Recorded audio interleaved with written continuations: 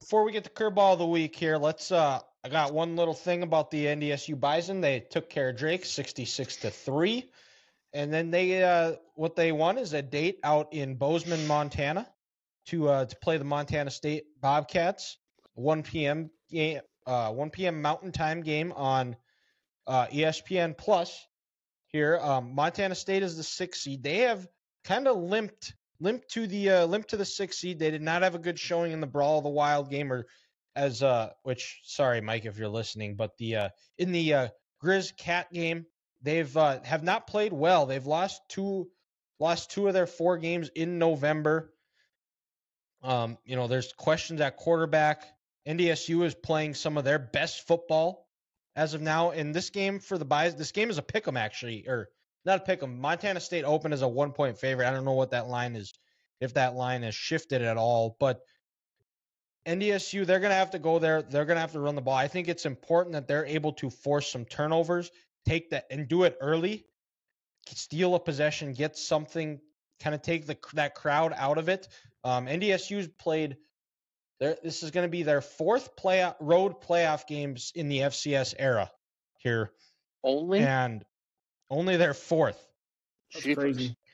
And in the 3 road playoff games that they have played, they have turned the ball over 7 times. They need to flip that trend. They cannot turn the ball over. Need to play downhill.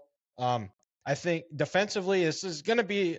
I think if the big thing is the defense has to show up. I think with Montana State being the running team that they are, and it's important that NDSU keeps them off schedule, gets them wins 1st and 2nd down, makes it in obvious passing situations, and let the pass rush that has come to life at the end of the year get after the quarterback, whoever they have in Tommy Malott, or I can't even Chambers, I think is the guy's last name. But that, and then offensively, like I said, don't turn the ball over, run the ball, and we're going to see what happens. If I had to pick, I think I'm going to pick NDSU to win 28-24. And the difference is I think Cam Miller is better than the 2 quarterbacks that Montana State has. So I'm going to roll with the Bison, which potentially sets up a rematch depending on what happens in the South Dakota-Sacramento State game. The Bison could be going down to Vermilion to avenge one of their 3 losses this year. Yeah, quite the atmosphere. It would be. I've talked about it. I've thought about making the trek down there, but got to win. South Dakota has to win. But there's also potential, too, that if Sacramento State beats USD and NDSU beats Montana State, NDSU would be hosting a quarterfinal matchup.